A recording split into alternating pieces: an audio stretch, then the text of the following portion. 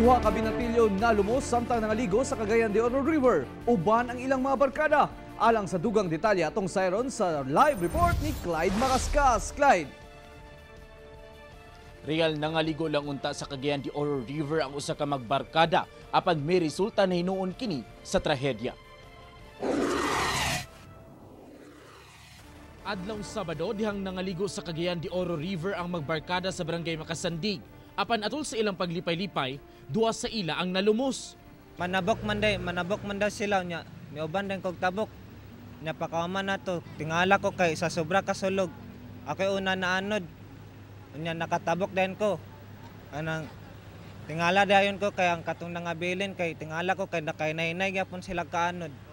Dali-dali nga naglusad og search and rescue operation ang Oro Rescue. Apan pakyas nga makita ang mga biktima. Pasado alas 6 kagainang buntag, napalgan ang usa sa duha ka nalumos sa magbarkada. Gila kining si Mark Joseph Pactain, 15 anyos.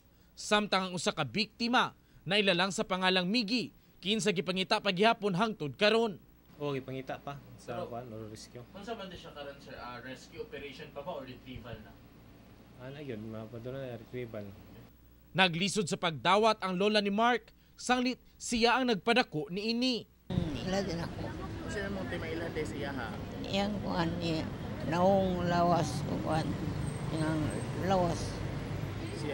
Siya gyud. Say sa lola, nga Biyernes pa kuno sa gabi gikan sa eskwelahan si Mark, dihang nananghid muuban sa barkada, apan wala na kini makauli. Ning bag-o lang napalga na ang patayng lawas sa usa pa sa mga biktima nga nailalang sa pangalang Miggy didto sa Ilaya Carmen ning Dakbayan. Real?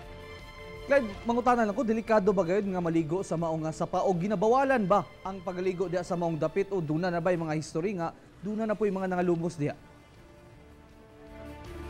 Actually, real no, sa atong nabalaan, bahin sab sa investigasyon sa kapulisan ang maong dapit kantil kaning dunay mga mabaw nga parte ug duna say kalit lang nga pagbaba o paglalom sa parte sa maong subasangit, duna kunoy gakwari sa maong dapit busa. Pahinumdum sab karon sa mga otoridad nga mag-amping kayod kung mga ligo man diri inay magpadaplin lang o siguraduhon nga kabalo mo langoy ug dili magpasagad na nga naay kauban nga kabalo mo langoy. Real?